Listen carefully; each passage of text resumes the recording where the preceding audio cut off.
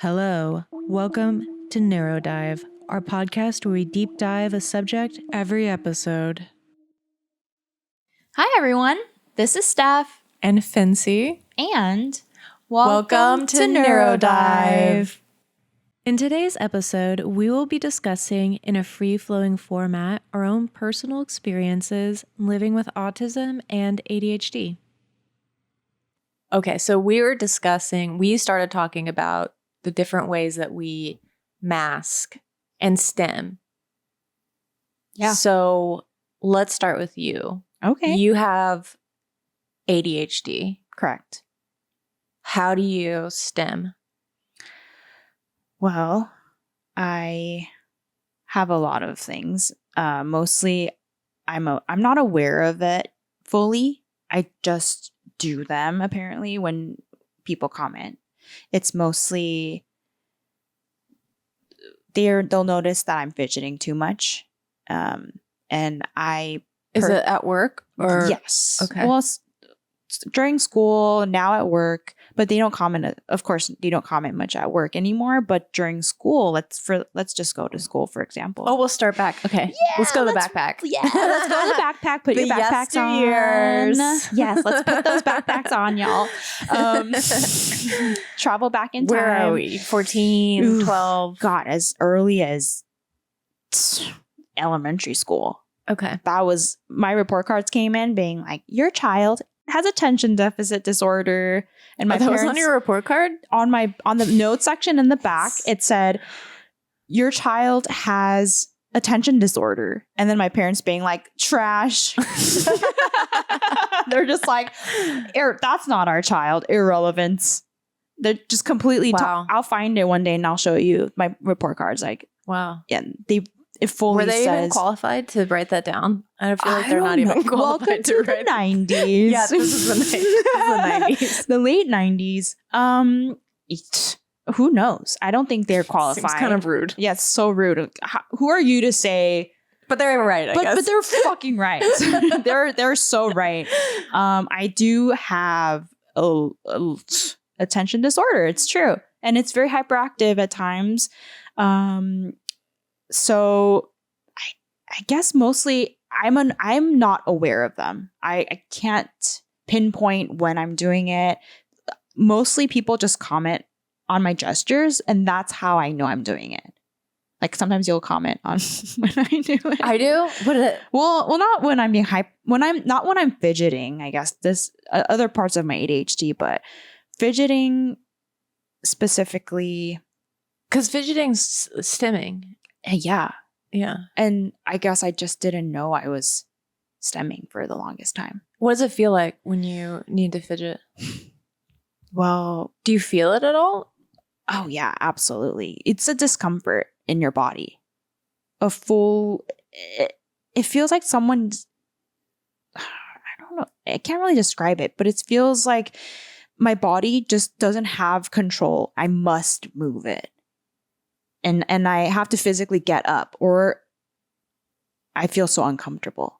And then when you feel that way, it's not intentional how you're moving. You don't think No. about it. I don't think about it. Mm.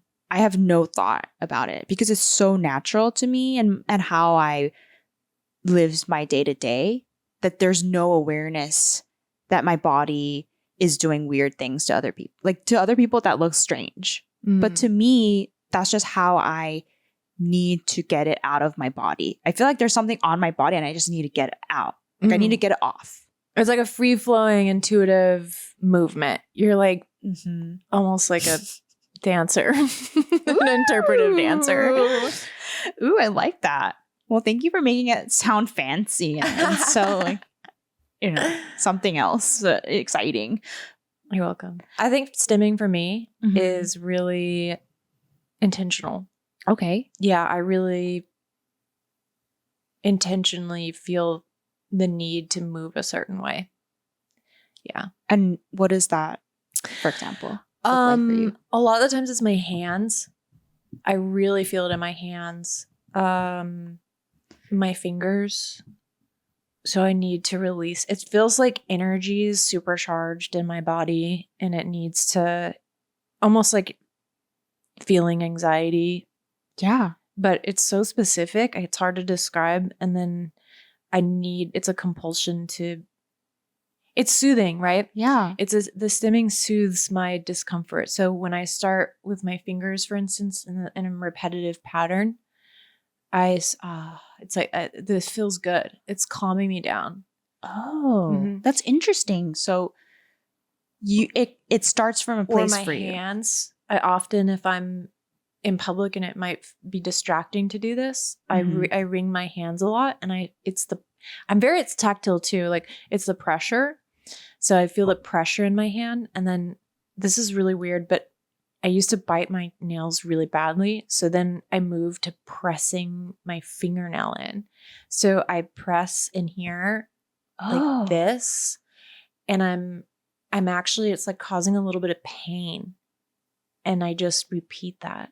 Oh, that's interesting. Very autistic. That's like a very strange. I was no idea. Yeah, I didn't really either. And then when I started looking more into it, I realized, oh, that's what I'm doing when I do that. And that's not a normal thing that people do. Wow, I'm learning something new too. Mm-hmm. And then rocking.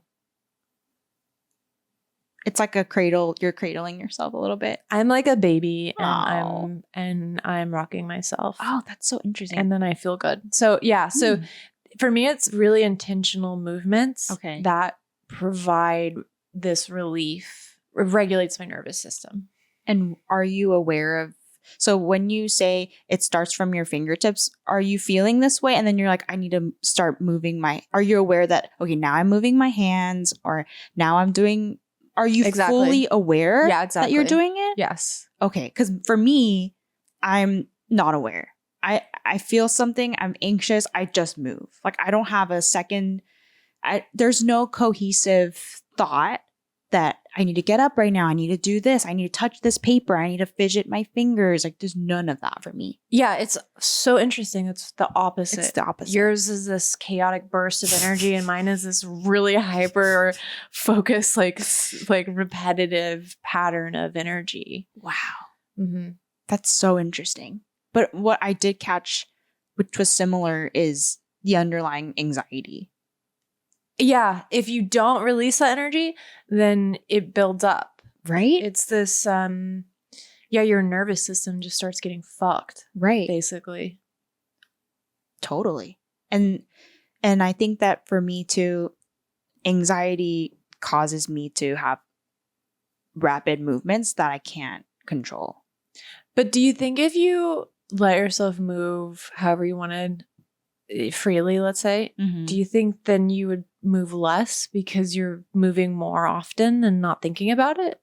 I don't know if that's how my body works. Really? Okay. Like, it's strange. And I don't know if if I'm alone in this feeling. Anyone who has ADHD, please chime in. But yeah, so the comments section of the podcast. Yeah, but I don't know if that's only me, solely me, and my experience of fidgeting whenever I need to without thinking. So there's no cohesive thought behind it.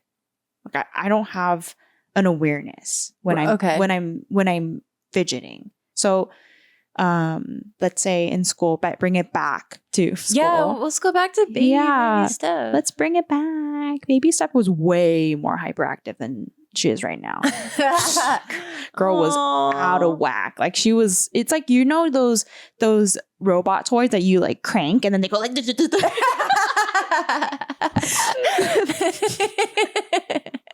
was crazy. You know what I'm talking about, I know though, right? exactly what you're talking about. Yes. They're like, yeah. That was legit me. That's a great example. That was literally me. That was me. If I could put I could put baby Steph into a toy. That is her. What version though? There's different ones. Man, probably the The robot one. The robot one. Yeah. Okay. Because I have to act like a robot. Oh, okay. Well, I'm just kidding. well, I mean, neurodivergents, we're in the same family, right? Okay, so you were like, yeah. And then teachers were like, time out. Go sit with the other neurodivergent people that didn't know we're neurodivergent. But everyone in my corner, I swear we were all neurodivergent. Aww. I swear it. It's so rude that they just wrote it on your card and didn't offer any help. No. Or any other learning style. No. You just have to fit the mold or that's it. Yeah. And what I realized was so shitty back in the 90s is that you get punished for having neurodivergence. I don't get why you get punished for moving. Who cares if somebody moves? Oh, I got that written on as well. She distracts her fellow classmates. The other ADHD people. Yeah. Everybody's and then we're all just like some people are fidgeting. Other people are like, what? Why is the person moving? I can't. Huh? What? And then in my entire corner, there was like 4 tables. We would have tables like lined in together, right? We were facing each other. So which is the worst for ADHD people. We were like 2 people in front of me, two people in front of me, and we're sitting side by side. How is this not going to be a chaotic table? You set yourself up for failure. that. Come on. Who does that? But also, how do you learn like that when people are facing each other and you're like, you could do faces, you can do hand gestures, it's playtime. Yes. I did not. My classroom was not like that. Everybody was lined up staring at the teacher. You know what's funny? The joke's on them because now everyone has the attention span of a gnat. You know, like TikTok reels and everything. Oh, yeah. You know? It's awful. If only 90s teachers knew it was all futile. It's so ridiculous, right? Yeah. And I think that if anything, they may have hurt us in our development. Do you feel like that? Okay. I mean, my situation is different. I didn't really experience that. I wasn't really hyperactive. Oh, tell me what's your experience then? That's a good question. I haven't really thought about it. I feel when I was younger, you know, I didn't grow up with a formal diagnosis. Right. I grew up undiagnosed. Mm-hmm. And again, the 90s, there wasn't really a lot of language or anything for it. Of course. I mean, people would say that's gay. They didn't mean cute. Mm-hmm. Back when it was like, that's the kind of time it was. Like the shitty times. Yeah. So, you know, I was just trying to fit in all the time. Mm-hmm. And probably was more depressed, and my anxiety. I definitely would rock. I would always, I think it was more tactile. I think I didn't really stim as much. Mm-hmm. I stim more now and it helps a lot. But at the time when I was younger, I think I avoided stimming and instead did other things that were more tactily engaging. Mm-hmm. Yeah. And I also did a lot of drugs. Which is very common in neurodivergent individuals. It's like there's a higher percentage of usage in neurodivergent individuals. Didn't know how to function. It was all overstimulating, overwhelming. Yeah. So I was just like, how do I zone out? Yeah. Yeah. Literally. That's so real. Yeah. So what about masking? We were talking about that too, right? Yeah, we did discuss. Yeah. Oh gosh. Well, so if you're fidgeting is like a lot of movement, then you were saying you have to mask that? I'm like, all right, Steph, let's get into it. Let's focus and bring yourself into a place where we're going to be serious and concentrate. So it requires a lot more energy when I'm in this zone. That makes sense. And that's masking. That I guess so. Is that like masking? Yeah. So I'm way more focused. I've trained my brain enough, I feel like, where I don't every second I need to move. I need to do that. I fidget with my body, but I don't get out of my seat all the time. I do I may fidget in my chair and shift my legs and shift my body when I'm working and just trying to stay really, really present and concentrated on my work.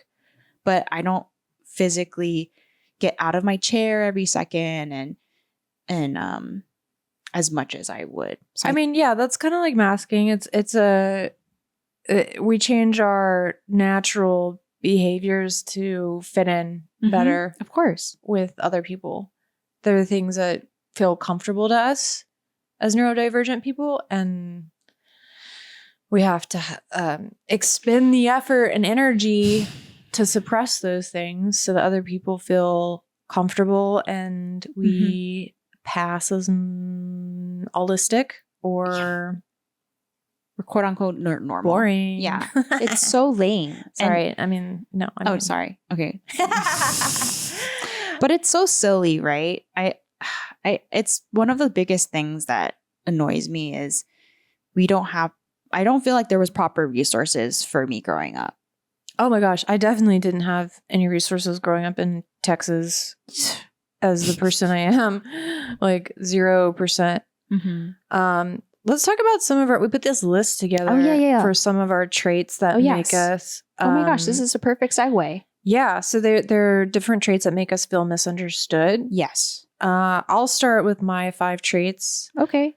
So I have 5 autism spectrum disorder traits that make me feel misunderstood. 1, monotone voice, lack of enthusiasm, and lack of eye contact. 2, not understanding macro social dynamics and social cues. 3, being female bodied and direct. And 4, getting gender dysphoria and experiencing what it's like to be audi-gender or post-gender. 5, needing time to regulate because burnout or overstimulation. You know, it's a spectrum, so everybody has their own experience and their own ways that it manifests. For me, these 5 ways are the most frustrating. Like they cause me, I think, the most discomfort actively and a feeling of being misunderstood and me wishing people didn't take these things personally. Right? I think a lot of this is difficult because it results in me being perceived differently than I'm intending in a way that unfortunately is taken personally. Yeah. By the people around me. Yeah, that makes sense. Because you feel, because you're way more literal and direct, right? That's how it works for you. And I guess in this society we live in, that could be taken or misunderstood as something else. Yeah, it's seen really aggressively or that I'm being aggressive, especially because I'm in a female body. Society is not accustomed to women speaking so directly. It's really, it's like I'm attacking somebody, right? Right. I think you can see that in emails. I'd say 90% of emails from women are so, I don't know. Oh my God, how are you? Yeah. Exclamation mark. Thank you. Like Joe at the DMV isn't going to say, thank you, exclamation mark. Right. There's just this excessive, like almost like people pleasing that women are, I don't know. It's just something that women do collectively of, let me help you feel safe. Let me nurture you. Nurture. Yeah, I don't have that. Let me repeat. I mean, I love like babies and things. I'm not like a monster, but I don't have this let me coddle fucking vibe. Right. So for me, when I just say, hey, I want this, or it needs to be done this way, it's taken as if I'm really coming down on somebody because I'm not playing into the, hey, like, so I guess masking right in this situation would be if I'm a boss on something, somebody does something, it's not very good. I go and I say, that's not very good. That's not going to fly for like many reasons. People are like, But oh my gosh, oh my god. Yeah, like wow. So obviously, oh my god, Fensy's so mean and so bossy. Like, wow, bitch. So I could go in and say, hey, I think there's a better way we could do that. And that's still, though, is not great. I think what people are expecting from me is for me to be like, hey, oh my God, I love what you did. Why don't we try to do something like this? Like so much passivity. Yeah. And as an autistic person, that's too much. Yeah, more than 0 is too much. You're like, ooh, I already need like an hour of nap after that one sentence. Literally, thank you. Telling that story, I'm like, good night. I mean, that makes sense because you have to reorient your brain and accommodate people is essentially what you're doing, and accommodating their feelings and trying to make it seem a bit more sensitive. Yeah, I have to. Okay, so this all kind of plays into also the other thing, which is monotone voice, right? Lack of enthusiasm and eye contact. So I make it a point to, it's really awkward. I don't make eye contact and then, or I am trying to make eye contact, but I get uncomfortable. My eyes go somewhere else and all the time. And then people are like, where are you looking at? Or they're literally, it's so embarrassing. They'll literally be like, is there somebody behind me? And then I have to play it off like, I thought I saw someone there. Yeah. Jesus, my eyes just go all over the place, you know? So there's that. So then when I make eye contact, it's like really intense or it's just uncomfortable and I do it. And then a lot of the times if I'm not feeling enthusiastic, I just don't feel enthusiastic. I have a pretty Daria baseline. So then people think I'm being rude, that I'm not excited, or they interpret it as I'm not excited to see them, or I don't like them, or, you know, like I'm not enjoying myself. So then I have to like perform essentially, right? I have to really add all of this energy that doesn't feel good and isn't, if I'm not feeling it, right? And that's so draining. That's a really, really heavy lift for me on masking. Completely, yeah. That sounds heavy. Yeah, it's kind of, I mean, I get it. It's if you can't be yourself. Yeah, which sucks because that's all you want to do. And yeah, I just want to be able to just be a body in the room and exist. Yeah. Without having to do things that, you know, for me, I feel like my autistic brain, it's really simple. Yeah. I actually think it's more efficient and simple in my brain. Totally. Autistic people they have all of these like subtexts and they're doing all these things. Yeah. I'm operating at like, you're being truthful. Optimal stream. Like just here I am, you know, open book. Yeah. Open book. He's like, here's all my cards on the table. Yeah. I've laid them out for you. And this is what they are. So I guess in that regard, that kind of leads into social cues and social dynamics, right? With the social cues, it's more, they go over my head a lot. Oh, right. Like the gestures. And everything. Stuff. Everything. Yeah. That they're all, it's like everybody was born intuitively just knowing, apparently, that you're supposed to do certain things. And I don't have that. I don't know if I have that either, though. Probably not. I also maybe because neurodivergent. We're both on the same.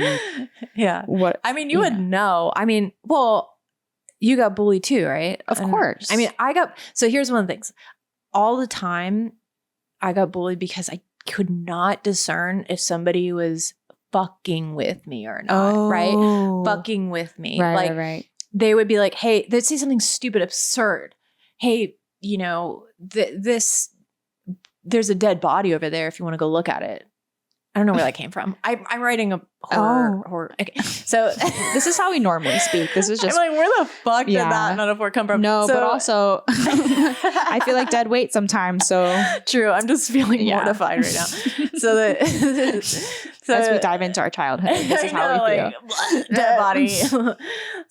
And then I would literally go, you know, I couldn't, and they would do it again and again, and I wouldn't understand that they're lying. Yeah. Because it didn't make any sense to me. Why would you make that up? So I got picked on a lot because I was naive and didn't understand they were messing with me.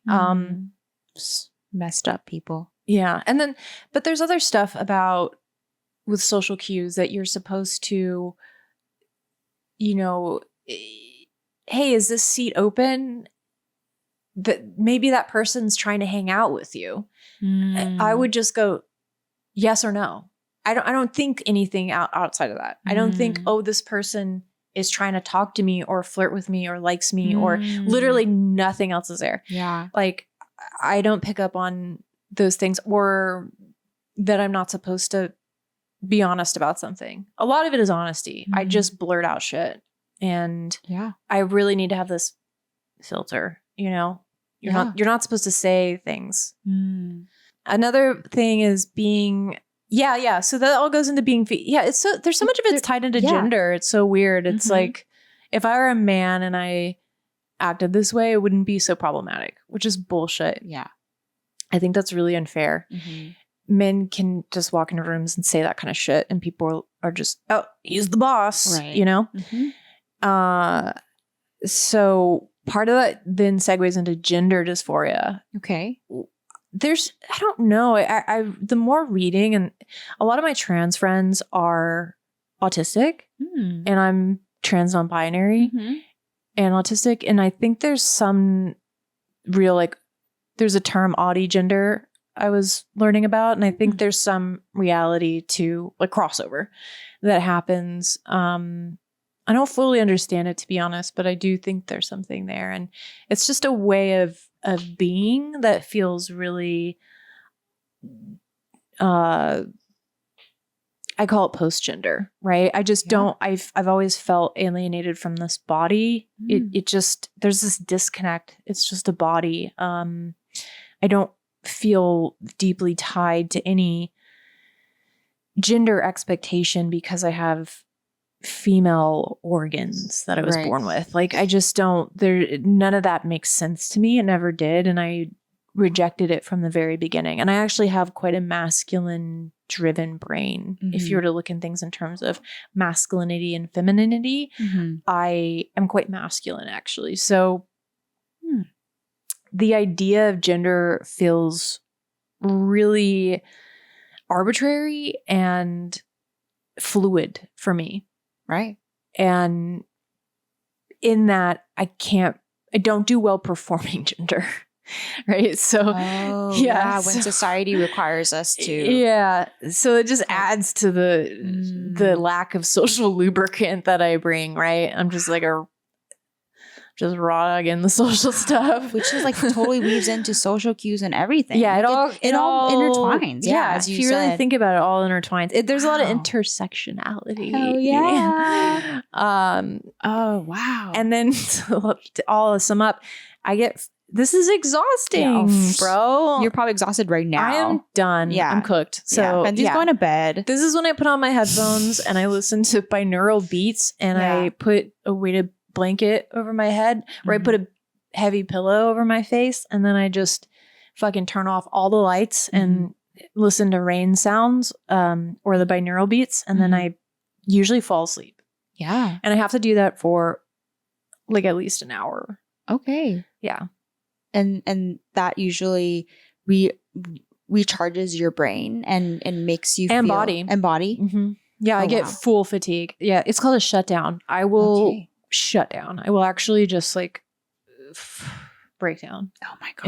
If I don't practice listening to myself. Yeah. And when I'm I start to feel it. I've got to regulate. Wow. Oh my gosh! Like, I'm so shocked because I didn't know all of this about you when we met and we were working together. all of this is so shocking. I'm like, how did Phensy keep it all together? Like, that's so interesting how much you've done so much masking. Yes. Your entire time on that then. Yes. I can only imagine. We worked for context, Steph and I, we met on The Sympathizer. Yes. Shout out HBO. Shout out on NRT. Yeah, go watch it. It's on HBO. Yeah. We met on that show together, Mhm. and I was heavily masking. Yeah. Really heavily, including performing what I thought was, I spent a lot of time performing gender. Yeah. My gender role Wow. as a woman. So I was struggling. Mm. I never did it really well.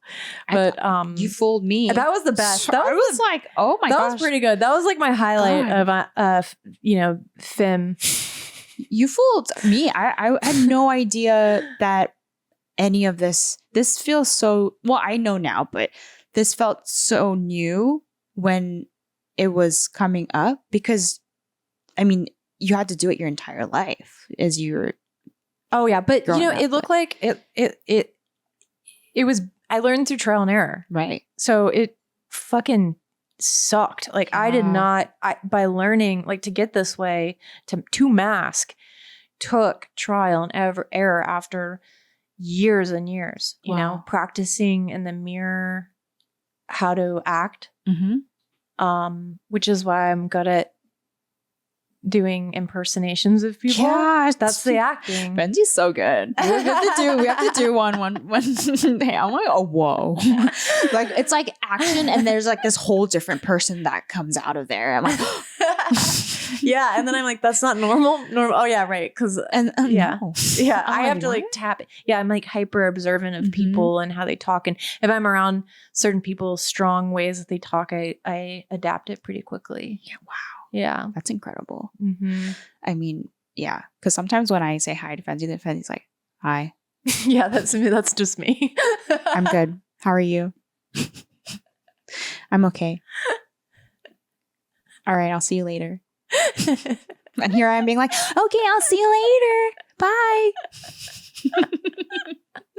Like, and then two different people. And then all of a sudden I see Phensy doing the actor thing. It's like, it's just like put on a whole different show. I was so shocked. Mind blown. Just happened this earlier today. I was just I'm so impressed by you. We were talking, and then I mimicked somebody, and I apparently took on their whole being. My jaw dropped. I was like, who hit what?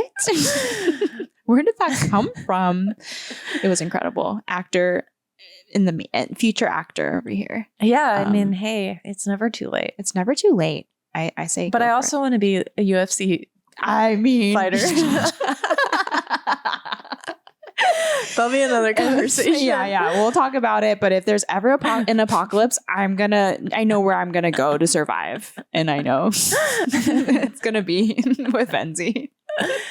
I love that. Okay, let's get into yours. Let's get into your traits. All right. Well, that make you feel misunderstood. Yeah.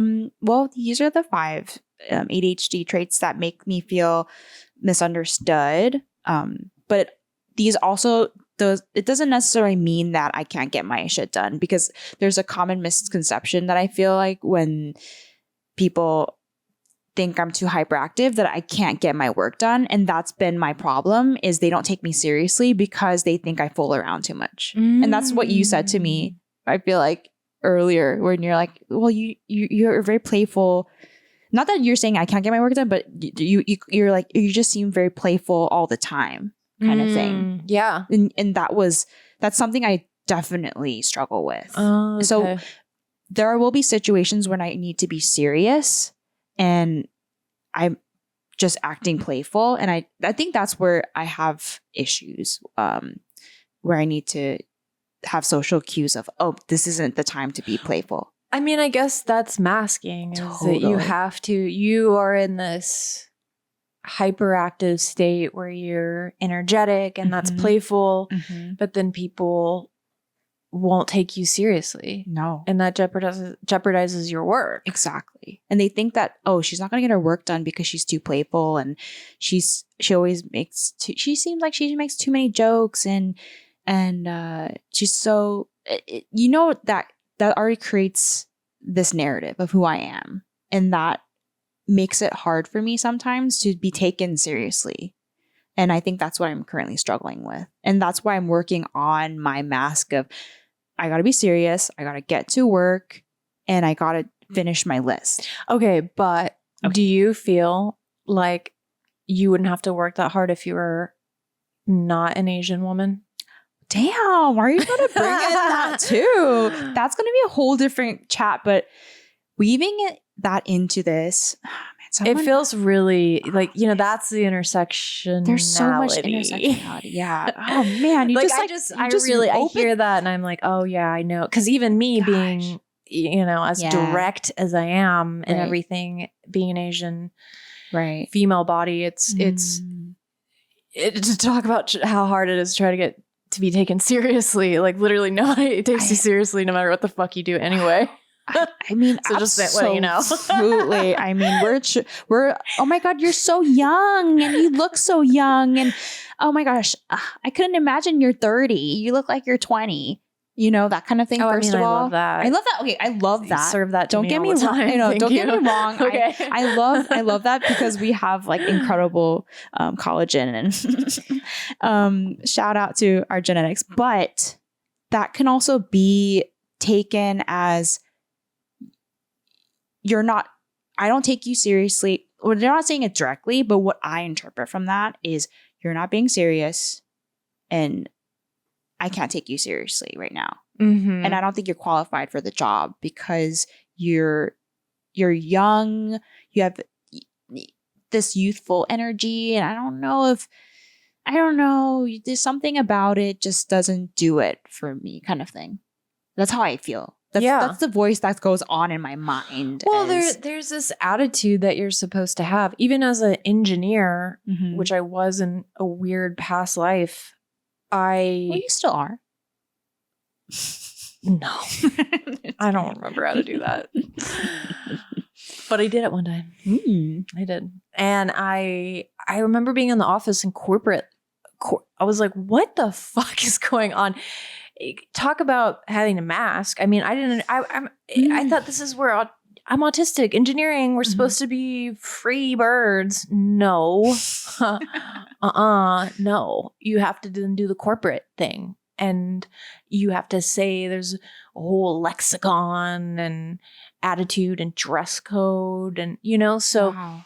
I mean, I don't know. I guess it's really multi-layered, but totally. that rigid structure, you're starting at a negative is what I'm trying to say.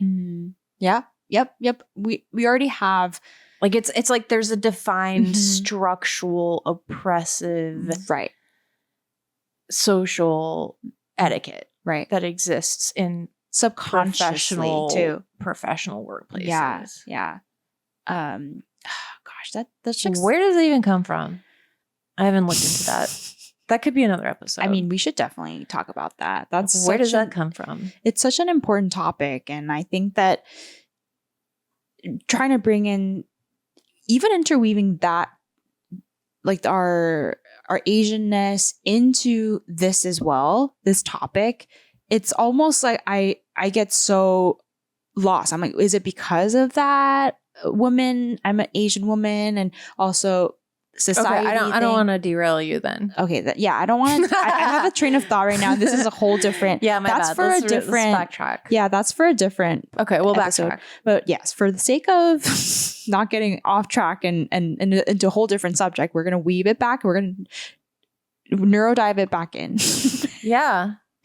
And I guess for me and my 5 ADHD traits that make me feel misunderstood, to go back into it, I definitely struggle with my memory, my working memory. I definitely have to write down a lot of my instructions. Well, I have like so many notepads and I have to write it all down, or yes, or you'll forget. Yes. Okay. It has to go in the calendar, or it's gone. Yeah. Totally same. Okay, so I guess there is some There's an overlap. We got an overlap. Of course we do. Hell yeah. I mean, makes sense. There will be overlaps, right? Yeah. I mean, it's exciting to find them, I though. know. Check. One. Yeah. Oh, yeah. Shit goes out. You know, it goes out I don't the even remember how to be an door. engineer. Yeah. And sometimes the things that don't feel important, you learned it. Gone. Do I remember some of my math that I learned? No. Like I absolutely see. That's the thing. If it's not needed, or if it's not a necessary part in your brain, like if it's not used every day, or if it's not a normal or important fact for me, I out the door. If it's irrelevant, if it's boring, out the door. Yeah. It honestly, it's like my brain has a mind of its own, and it decides if it's relevant or not against my will. Oh, and it does the thing where it's like, we can figure that out. Literally, my brain's like, we can figure that out. Do you know what I mean? Like, it won't remember names, dates. Mm-hmm, mm-hmm. It remembers abstract concepts. Then I can go reconfigure and investigate with tools like it knows that are available. Yeah. And I hate that. I'm like, brain, just remember the date. I know. So I can look cool at the dinner party and go in 1979. You know? Totally. But we're sat there being like, what was the date again? What was that name? Yeah. Okay. Let me piece it together. Yeah. Yeah. But it makes us look like we don't know what we're talking about, because we're like, oh, what was that thing again? And it requires so much thought.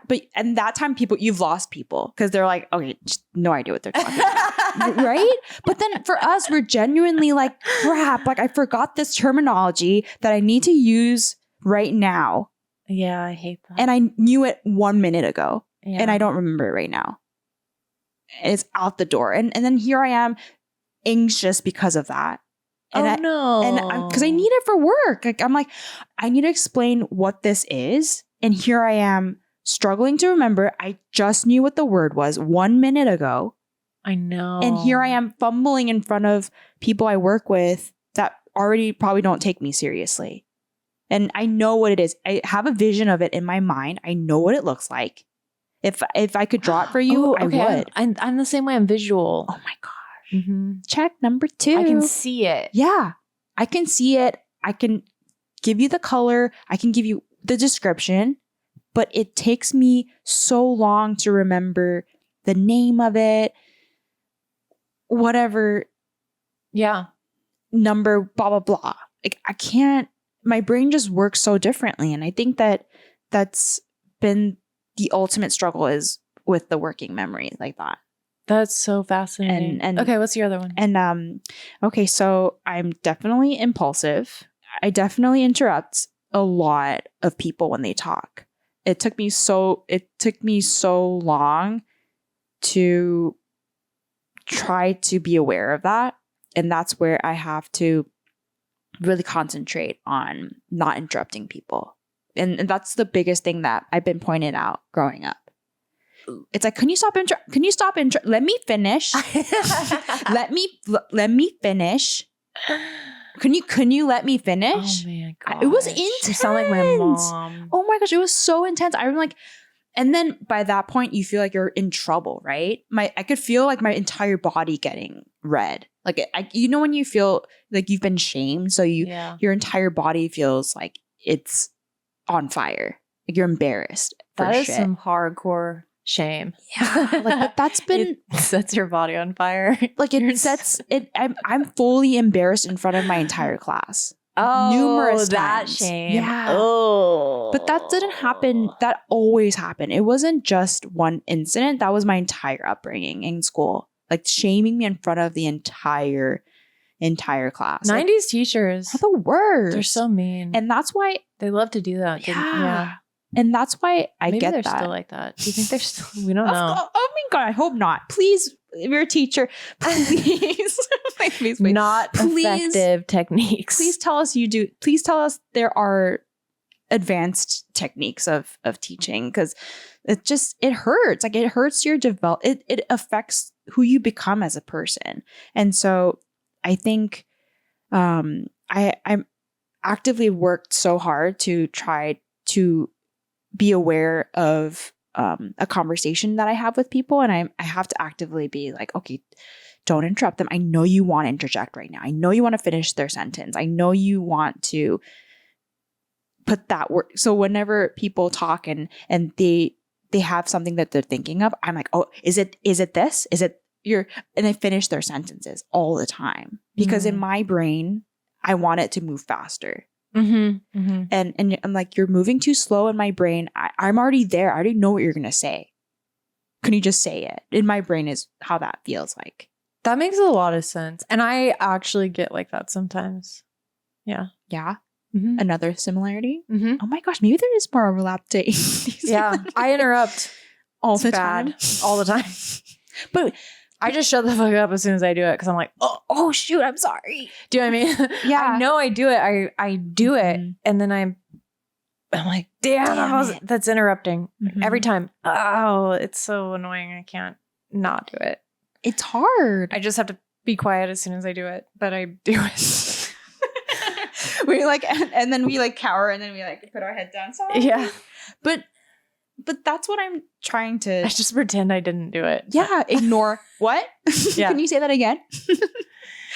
But it's just it's frustrating because there's elements of that where society shames the behaviors and that we do subconsciously, and that's where I feel like having that experience makes me have that even at work to this day. Sometimes I'll be nervous when I interrupt people. I'm like, oh, I'm sorry. Okay, but you realize you're doing it. Now I realize. I have so much more awareness now because people have pointed it out to me numerous times in my life. And also if teachers are like, don't interrupt me when I'm talking, or that's rude, do not interrupt. Like, let me finish. If they say that enough, and if someone at work will say that to me, it instantly triggers my childhood response of like, oh, I'm in trouble right now. It's so strange. But also like, when did you get diagnosed?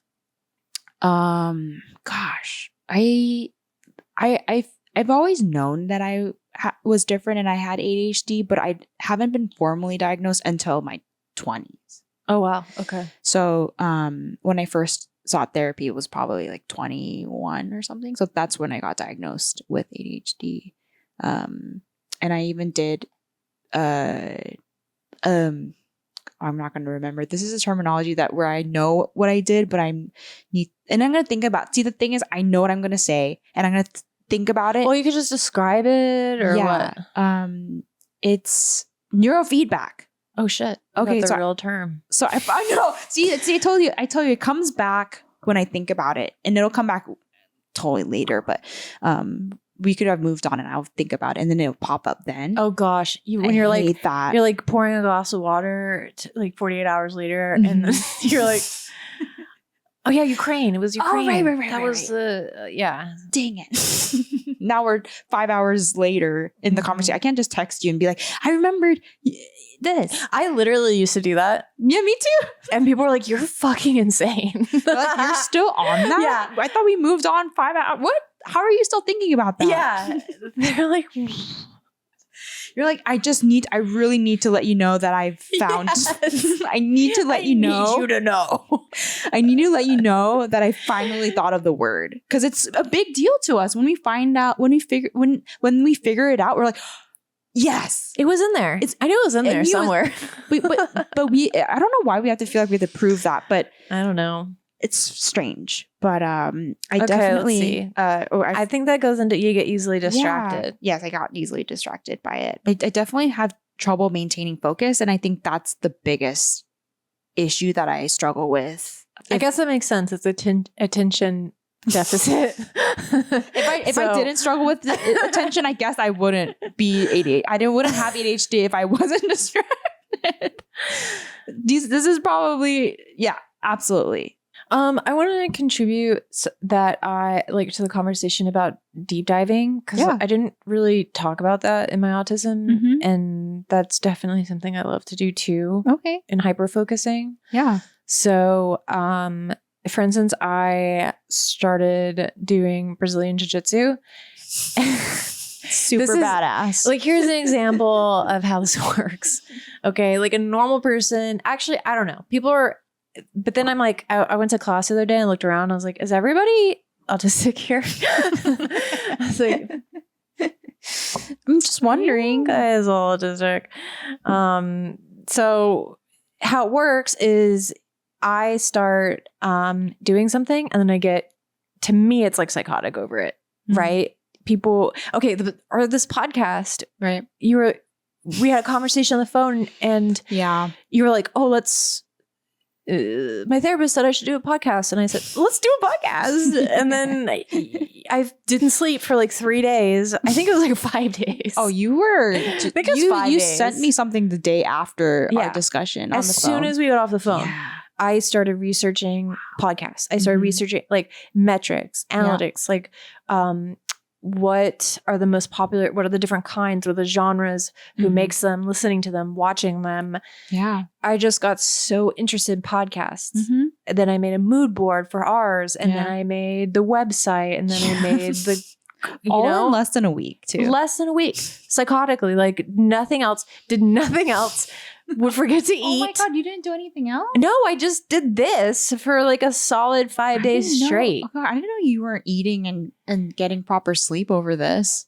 Yes, I was. Well, I would get obsessed. It's obsessive. It's like I just, it's not like I'm like working hard and not getting proper sleep. I'm just, my brain is like turn on and it doesn't turn off. Right. So it was like hyperdrive. And the same thing with Brazilian jiu-jitsu. I went to one fucking class and I was like, let's go. And then I started going and then I go more and I go more. And then ChatGPT has been helping me put together a diet. Yeah. So I got like a whole diet. Oh. Then I bought the Fight Pass for UFC Fight Pass. So I think I told you, right? Yeah. So I almost forgot. I was like, whoa. So then I leave class to like and then I get home from class and then I start watching fights. Wow. And then I'm like, okay, so then they did that and then that. And then while I'm driving home, I'm listening to an audiobook about healing trauma with jiu-jitsu. Wow. Yeah. So, right. So then it's like, I just go balls to the wall. Yeah, that was 24 hours worth of just jiu-jitsu. And I just keep going, I just get obsessed. That's cool though. I love it. Yeah. It's sad it's the coolest. Yeah, sad if you don't have anything that exciting that you're living for. It's like if you're living, you should have. That's so exciting. You have that passion for something. That's exciting. But I get these like, I get really into certain things. Yeah. Like, and I didn't realize that that's autism. Yeah. That's a very autistic thing. Yeah. I mean, this is where we overlapped with my hyperfocus and in my ADHD and your autism hyperfocus, I guess. But mine is not like that. Oh. My hyperfocus is just, I can sit here, do this for 10 hours. I didn't eat or I didn't do anything else. But I guess, time flew by. I guess it's time to go to sleep now. Off. Oh, okay. Yeah. I can't turn it off. Right? Right. Like, I look out the door. It was light out and now it's dark. Oh my God, what have I been doing all this time? I have an awareness of that. Oh my gosh, time just flew by. I didn't eat. Okay. And then I'm like, okay, I didn't finish this, but I guess I'm going to bed. Oh yeah. That's interesting. And of course sometimes I do get annoyed. I get that thing where I have that feeling of, I need to finish this right now and get it all done if I'm excited. But I don't think it necessarily consumes my entire day around. Okay. Yeah. See, I think that's what makes it really autistic for me is I don't think I'm 99% sure like every autistic person's like, what the fuck are you doing? Yeah. Well, I guess I can go for days too. If I think about it, I can do long hours if I'm really excited, I'll work long hours on a project and then get lost in But this is thought. meta. Like this isn't just a couple of, like I go like I'll go hard for the long run. Oh, for the long run. Yeah. Because when I'm done with something, I'm done. Move on to the next thing. These things will they're like I stick with them for a long time. Okay. Yeah. Yeah. They're like really the interest of them is like really important to me. Oh. Yeah. And then they stay with me for a long time. And if I don't relate to somebody with one of those things, I don't know how to interact with someone. Oh, so you're just closed off. So you just shut down and you're like, see you later. I'm not interested in the conversation. I don't just walk away from the conversation. No, but that's what you want to do, that's rude. I do. I really do. Yeah, inside I'm like, bye. See you later. I'm gonna go now. Yeah. You wish you could do that, I wish. People be like, what's wrong with Phensy? Actually, no, I do sometimes just walk away. You do sometimes though. Yeah, have you seen it? No, you'll be like, I gotta go. And I'm like, okay. Yeah, I know what Fensy's up to. I'm gonna go sleep in the car. I do. I'm gonna go decompress somewhere. Yeah, truly. No, but we'll be deep into a conversation. You're like, all right, I'm gonna go now. Yeah. I do mid-conversation. I eject. Yeah. You literally like player button out. Yeah. The VR set off. See you guys later. Boop. VR set off. Only if you could do that, huh? Yeah. It was like an unreal, like a VR headset that you could just be like, I'm feeling like I want to just not be in it anymore. Yes, God, I would love that. I'd pay for that. That's what. I should get like blinders or something and just put them on when I'm in front of people. Or just like this mask. This is just like literally I just like fall It should away be a sign that says I'm in my closed for business. It should be like I'm decompressing right now. It's like a light that goes into flashes. Like the color is like it's a sign that it should just be standard. I have autism and I need to decompress right now. And it's like literally and everyone's like, then people would get it. Yeah. We need to have something like that. That's ridiculous. Shout out to the future stuff, you know. It could be in your maybe you can write it into your script. Yeah, no. Sometimes I say ideas and it's like, no way. But I mean there is a virtual reality in my script, so that does exist. Yeah. There's avatars and stuff. But that's a way to get out of the body. Yeah. You know, this like weird flesh body that we're born into. It's so weird. So strange. It's weird that people are so precious about the body. Like you can't hack it, you know? Ooh, hack it? Yeah, body hacking. Whoa. Like what does that mean? It's very cyberpunk. That was so I imagine the chip going into my brain and someone like black mirroring it out. Like there you go. Yeah, is that what they would do? They get with you? I made that up. Something's going into the back of my brain. USB chip. That's like Ghost in the Shell, right? That's the classic. Oh yeah, like, with Scarlett Johansson. No, not that one. Oh, we hate that one. That's what that was me being sarcastic. I hope you got that. See? No. I didn't get it. That was my test. I was being so sarcastic and you what are you talking about? I was being so sarcastic to you multiple times when we were working together on the show we keep bringing up. But when we were working together, I would use sarcasm as a joke because that's my way of I use humor as my coping mechanism. So I use a joke to lighten the situation that I feel is giving me a lot of anxiety or you know, just word. But I use it as a way to break the ice when I'm feeling discomfort. So I use sarcasm as a way to break that ice if I ever need to. And I remember using sarcasm and I would use it with you and you're like, what? There were so many times when you're like, I don't get it. What? I'm like, oh, okay. That was a good impression of me. I'm channeling. That's a good impression of me. What? No, it was genuinely like, what? And I me being me, I was so they don't like me kind of thing. See, that's what I mean. You take it personal that I don't like you. But see, you see that? We don't know. That's the thing. Like we didn't know that Well, that's what people don't understand autistic people. Exactly. They think that we're I don't know. But also, I don't like you. Yeah. Or that like me not getting your joke, they like how could you not get it? You must be fucking with me. Right. Yeah. Or what happens is I ask questions that seem obvious or something. Mm-hmm. Okay, give me another example. Okay, here's an example. Okay, so I'm gonna put this lady on blast. I know. There we go. I was in line for the bathroom. I had to use the bathroom so bad, and I ran into the restaurant, and I was meeting a friend. Okay. And there's 2 bathroom doors, and this woman's standing outside of the bathroom doors, right? But there's also another. You could walk down the hall to where there's a kitchen or whatever. Mm-hmm. I don't know what the fuck she's doing there. I don't know. Okay. Probably most likely in the bathroom line, but maybe not. Okay. So I asked her, is this bathroom line? Okay. And she went, no, I just like standing here. She didn't. Yeah.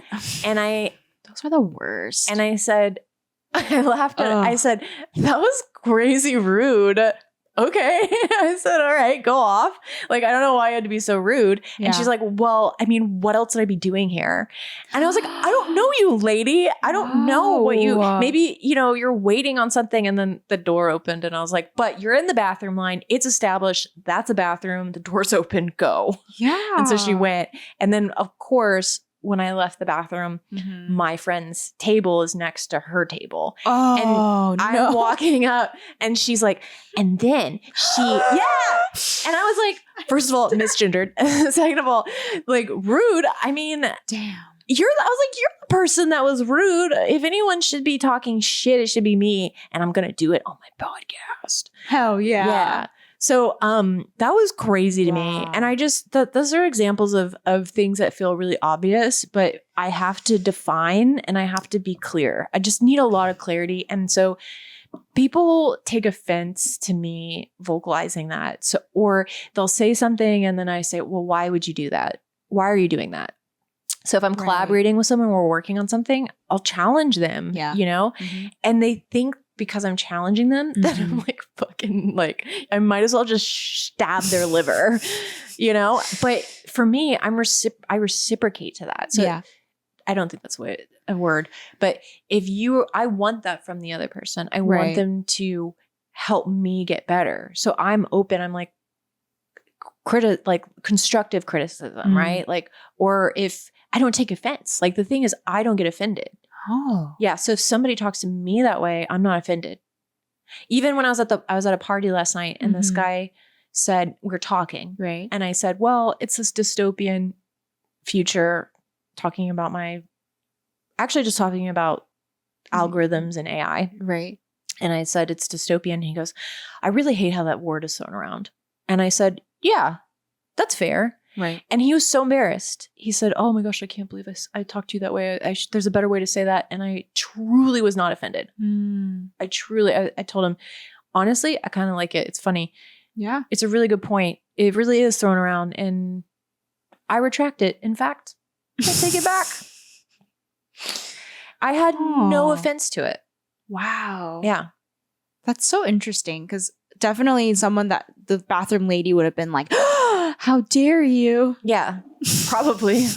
Little lady sucks. We don't like the bathroom lady. But also, I ask if people are in line to the bathroom. That's a normal thing. It's like a normal thing, I'm right? sorry, Isn't that crazy? I think I just like standing here. Damn, shots fired, lady. You just caught her at a bad day. She was having a BF. Yeah. Yeah, she was having a moment. What's a BF? It's a bitch fit. Oh. Sorry, it was on White Chicks. I can't. White Chicks. Whoa. That was one of my deep cuts. I know. I love that movie so much. Steph's one of her. I didn't mean to bring it up right now, but I love it. It's so good. That's where I get my humor from, if you couldn't tell. Oh. No. Damn it. Me being sarcastic again. But also, okay. yeah, I think you just caught her at a bad day. Okay. And also maybe she talks like that to everyone. I don't know what. I don't know. Maybe that wasn't the best example. I just want to talk shit about her, but get it off your chest. Just do it. But yeah, the point is like people like you when you didn't know me that well, you took it personally. Well, because I didn't know you then, but also I didn't know that you were autistic then. Well, okay, would it make a difference if I told you I was autistic? Because I tell people I'm autistic and I might be a little direct, whatever, just go with it, right? It's not personal. And then they still take it personally. It's like, it doesn't even matter. Well, for me, I think that, for me, since you already told me that you're autistic and I think I'm come from a different perspective. I'm trying to at least take it as trying to be more cognizant when I talked with you and you say it's not personal. And I'm like, oh yeah, it's literal for you. So I have to remember that. And so I think that I'm working with more awareness and I'm trying to be more mindful. It really is like I'm operating Mac and everybody's PC, or I guess I would be PC and everybody's Mac. Yeah, I'm not as aesthetically pleasing, but that's kind of, it's like truly, it's like just really different operating systems. So it's one person or the other has to expend that effort. Yeah, to translate. I mean, and that's a lot of work for people, I guess. I don't know. That's where I think people lose a lot of people lose that, or they don't make that effort. I don't know. I don't want to talk to people. No, they don't. I mean, I have people, because I mask so well, they don't know I'm autistic. Yeah. And they literally will come up to me and make fun of autistic people to me. Oh, God. And it's mortifying. I'm just like, I'm sorry, that sucks. Yeah. It's so awkward. I'm just like, oh yeah, that really spectrum-y person that okay. Honestly, I just stare at them. And that's so annoying. I'm like, how do you not realize that? Oh my God. I think that's annoying that people use. Yeah. Are you on the spectrum? Yeah. It's a thing. It's mean. People are mean. They use that as like they try to make it a derogatory term. I'm like, why are we going back to derogatory terms again? First of all, I might be on the spectrum because I kind of probably. I mean, I think it's hot. We were special at one point, and now we're the problem. Wait, when were we special? In my brain, we were special. Did that happen? When did that happen? In my brain, we were always special. So, the awareness and the language that is being like disseminated, you'd think that the purpose is for people to be more understanding, right? Not to use that as a weapon to then start making fun of people. Yeah, which is so insensitive, and I think it's crazy. I think socially we understand you don't go look at that person in the wheelchair, ha ha ha. Why would you go? I mean, that person is clearly on the spectrum. It's fucking insane. You would never comment on someone for, ooh, look at that person with the broken leg. Yeah. Who does that? Yeah. But why is it okay now? I don't know why it's okay. I don't know why it's okay. It shouldn't be. Who made this okay? I don't know. It's weird. It's becoming a thing. And I hate it. And people are doing that with me. And they will probably stop now that I have a podcast. I hope talking about being autistic. This is why we're also doing it, because we want to bring more awareness to this stuff. We're not all the same people. It's so diverse. Yeah. And so even when we're sharing our experiences, it might not even be the same for other people. Absolutely. Somebody just actually was saying that the spectrum-y person was difficult on set because they didn't like the texture of eggs. And I mean, I just stared. Like, I don't know what to say to that. I don't know why you're telling me that. And then, I mean, I don't have that. I don't have a texture issue with eggs. So I mean, you just go on and on. Yeah. I mean, it's so unique. Every person is completely different. They have their own unique experience. There's so many different versions of it. Okay, but can we talk about love on the spectrum? Ooh, Ooh, my God. Do you watch that show? I love that show. I don't really watch that show. I'm so sorry. I love it. I love it because I'm such a helpless romantic. I feel like, I just don't want to pay for Netflix because, I mean, you can have my account if you want. Okay, good. Let's do that after. Yeah. Yes, because I need to see Love on the Spectrum. Yes, I want you to see it. Yeah, I want you to see it. I've seen like one episode. I've seen all of it. Okay, I haven't seen the Australian people, one because the Australian one is the first one. How are autistic people represented? Oh, I definitely need you to chime into this because I went in with the thinking of, we're bringing awareness to a community that also deserves just the same amount of respect for finding love. I mean, the people must have the most obscenely dehumanizing view of autistic people then, if it takes a show like Love on the Spectrum for people to literally just be like, oh, they're normal people. They're humans. They can get things done just like you. Yeah. And they can, and that's the thing that I almost feel sad about, is that we have to create a show about love, finding love, as if you'll never find love if you're autistic, kind of thing. Society even started to do this thing where if you're disabled, like, can you even find certain? Does that even apply to you? I just wonder why so many holistic people like the show. I just love. I watch. I guess people should comment. Yeah, please let us know. I personally think. I just think it's. You know what I think? Yeah, what do you think? I think people are jealous of autistic people. I think people honestly want to be autistic because it's so beautiful. If you see, no, I think because it's simple. We just live fucking. Yeah. It's like you get to experience what's like being in our brain, which is just like, hey, you're cute or not. No. Yeah, there's no games. That's what it is. That's what I love about it. I watch it and they're so expressive. Like, they're so passionate about their love. They're like, oh, my heart yearns for this person. And I'm like, oh my God. And it's authentic. No, it's genuine. Mm-hmm. There's no games, zero games. It's always, I want this kind of a relationship. If you can go with it, then great. If you can't, then I don't know if that works for me. It's so transparent. Yeah. See, I think people are getting off on just autistic transparency and clarity. I love that.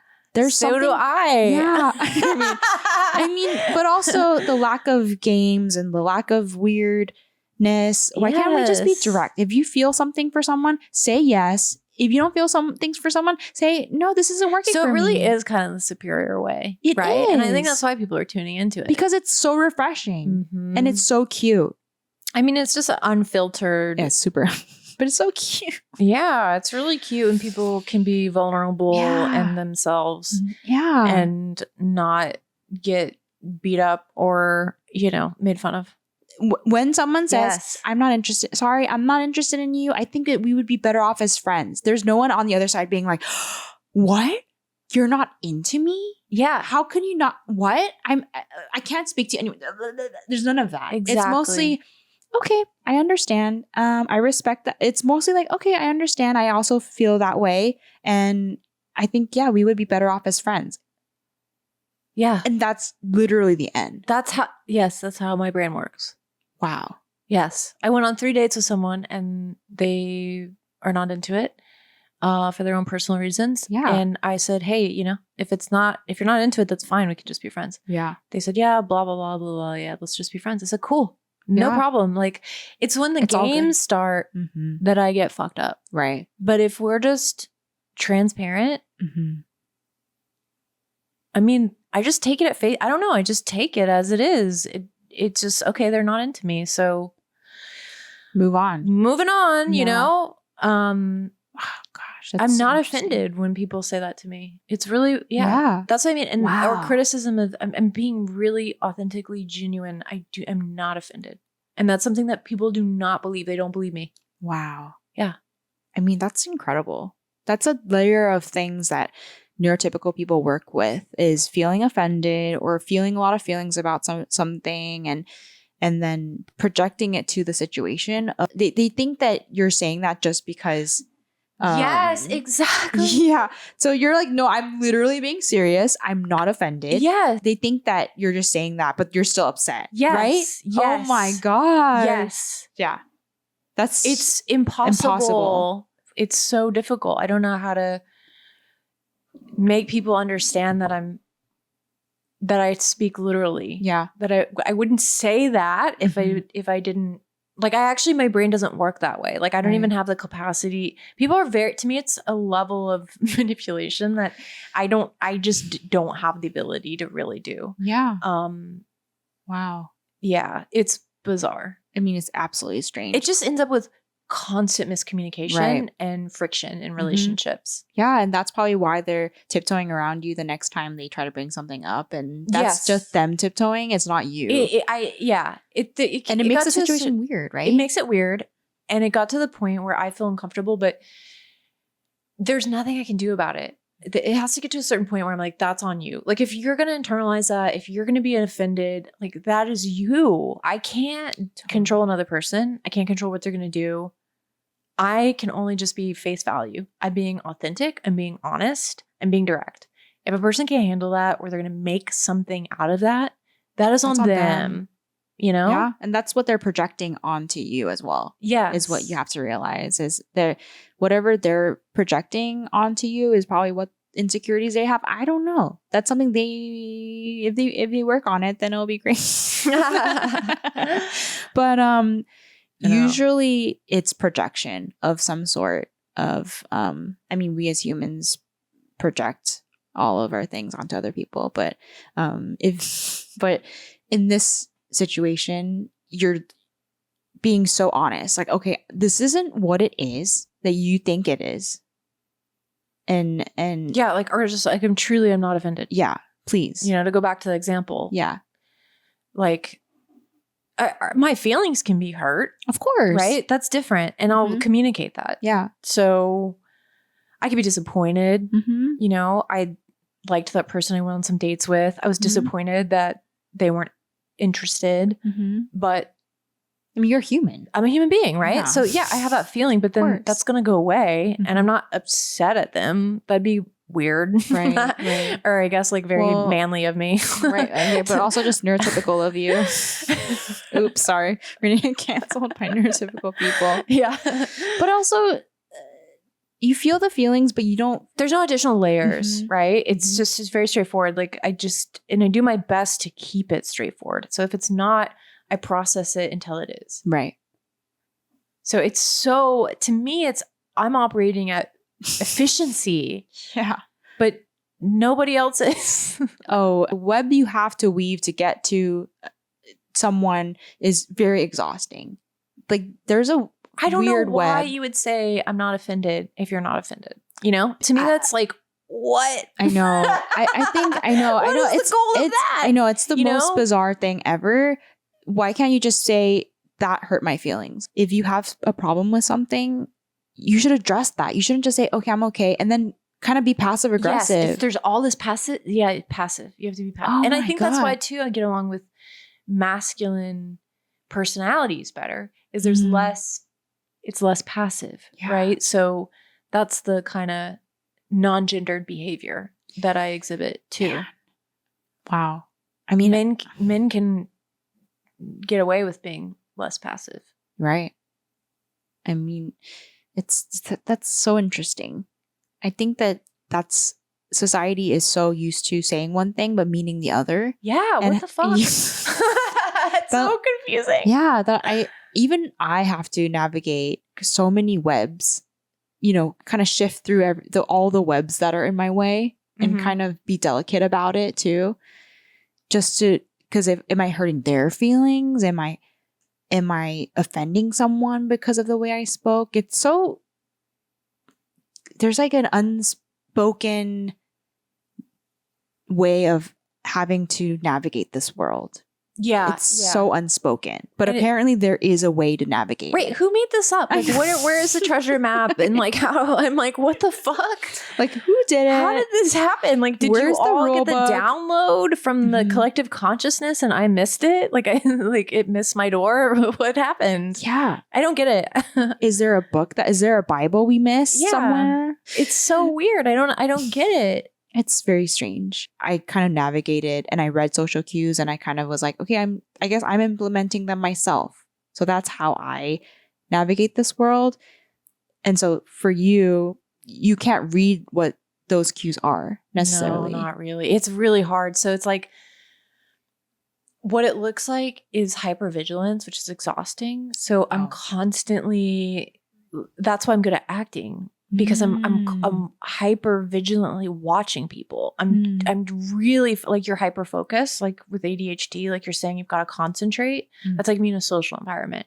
I've got to like, what, like, you know, like make it work. You know, you're probably like how you feel when you're like, concentrate. It's like, that's how I feel with like, what is going on with that human, you know? And because I love it when people are really overt, you know? And that's why I actually was in jiu-jitsu. I was saying how I feel more comfortable weirdly in the co-ed, or mainly like men, not the big guys, the tiny guys. Yeah, you're like the tiny same guys. Weight class. Same weight class.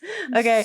He's I went to the class and there were like 460 plus men and I left. I was like, I'm done. Absolutely not. We drilled and then I was like, I'm not rolling with any of you.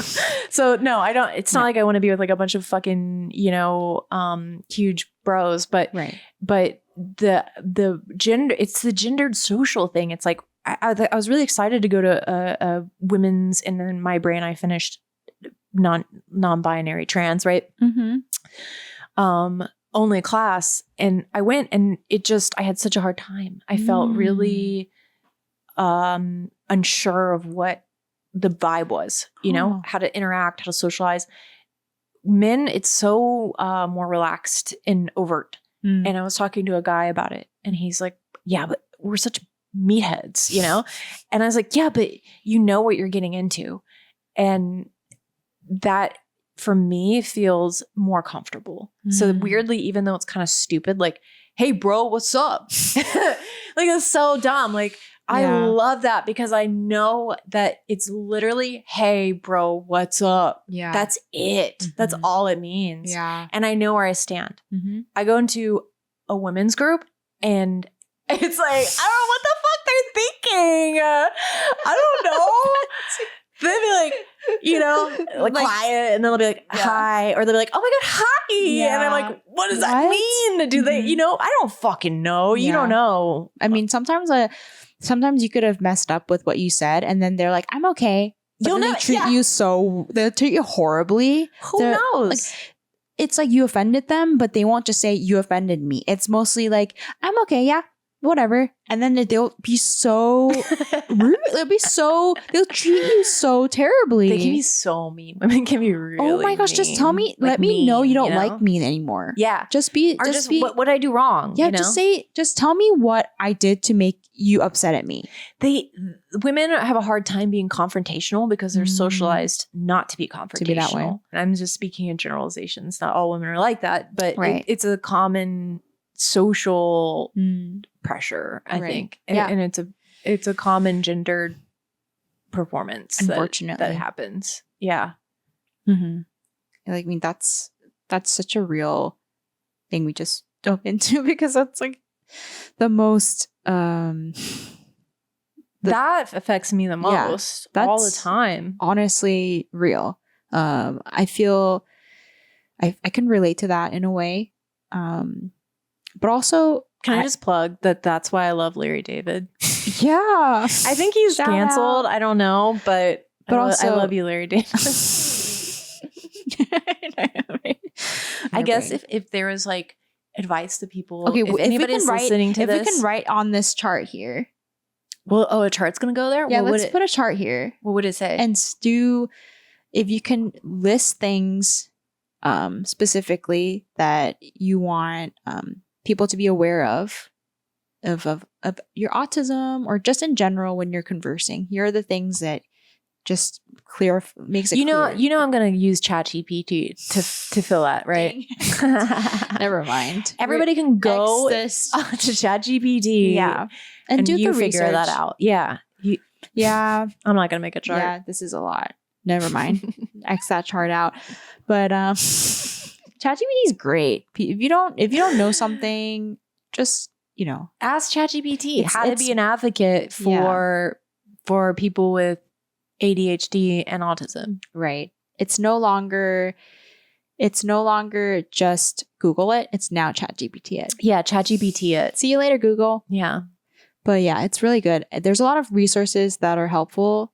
And if you don't know, just well, you know, they did a test and it diagnoses physical mental illnesses with a higher accuracy than real therapists, human doctors and psychiatrists. Yeah. But also it's so notorious. It's hard. This is why people give up on therapy, because it's so hard to find the right person for you that works with you. And I think that it's notorious for having like a huge turnover rate of your therapist, just like being like, swipe left on this therapist is not working. It's like dating. You have to find the right person. There really should be like matchmaking. There should be an app for therapists. I honestly believe, well, there is swipe, but it should be something where you feel this. Well, I just want to get on and I want to swipe. You know, left, right. I'm like, also, EMDR. Okay, yeah, go right. Yeah, and and actually have a category that fits your mold and fits your needs. And I think that only helps if you have a list of everything that they're qualified for, and you can test in person, meet them in person, do a Zoom call, whatever, to get the vibe before you go in there to each session and pay tons of money for it. Or at least a trial call in the app. Oh my God, did we just make an app right now? I think that app might already exist. Oh, right. Wait, what's the app? I don't know. I just think it might already exist. I'll take your word for it. All right. It's always like that. You have an app idea, but it already exists. Of course. Right? It's fair. If it's out there, send us a link. We want to know. Although when I was, it's a true story. When I was like 22, I studied computer science. And of course, right? Of course. I mean, I already knew that, but yeah. I think you told me, right? Yeah. I think I did. I already know that. So I had the idea. Okay, this is kind of a terrible story, but I went to the doctor. I was like 140 pounds. And I went to the doctor, which is not really overweight, but she was like, "You're overweight." What? Yes, true story.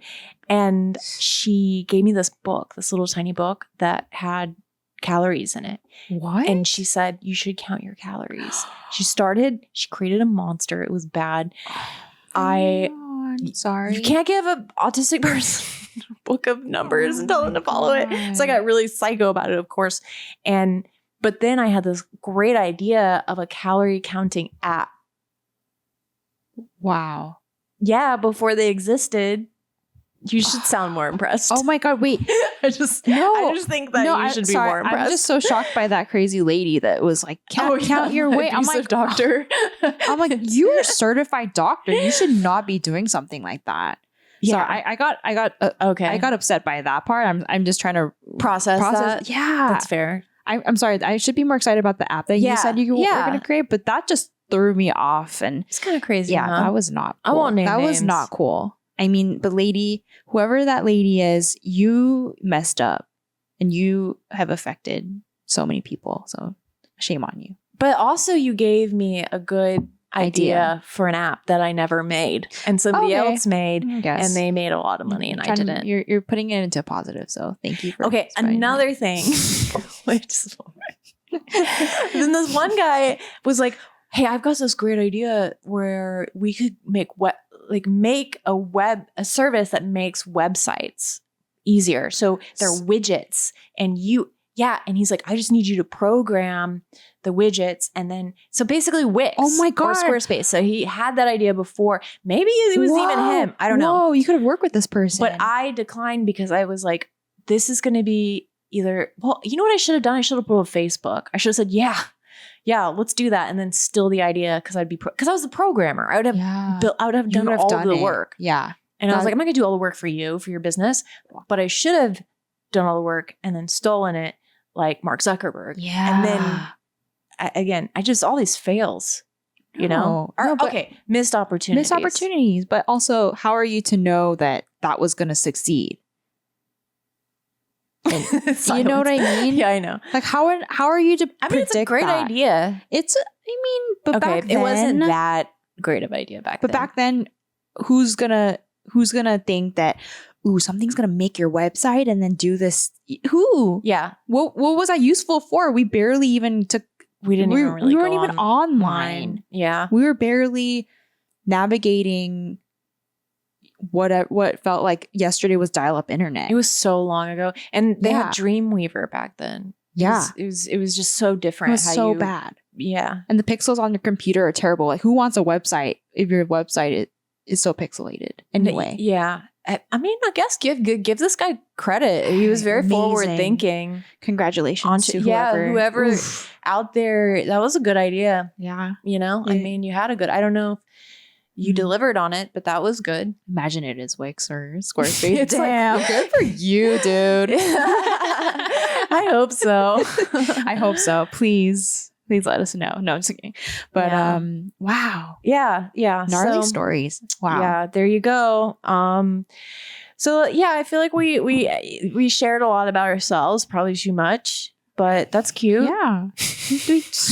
Well, I don't believe in oversharing as someone who probably overshares too much, but True. You know, facts. Whatever. That's just who I am. Yeah. That's who we are. That's who we are. And we're ending our podcast on that wonderful note. And then we're going to go out with just a couple of tidbit summary reflection things. I think for me, I hope that this podcast was helpful for people who are autistic or have ADHD so they don't feel alone in what they're going through. And if they're not, I hope that it's helpful for them to maybe better understand their friends or people around them that have it. Exactly. In which is really definitely a sense of patience and willingness to see something differently and trust somebody else, that they would have a different experience and way of thinking about life that might challenge yours. I couldn't have said it any better than that. That was incredible. And mindfulness, right? Yeah. Let's all just be mindful when we talk to anyone. We may not know who they are, so let's just be mindful when we talk to people, because they might not tell you that they're autistic necessarily or have ADHD. They may not be comfortable in sharing that just yet with you because they just met you, or even if you work with someone, they may not be comfortable with sharing that information. It's really sad. It's still stigmatized, unfortunately. All right, that's great. Well, we'll have another episode coming out after this, and we'll have a guest on and we'll deep dive a specific topic with another person. See how that goes. Wow. Sounds great. Okay. Hell yeah. See ya.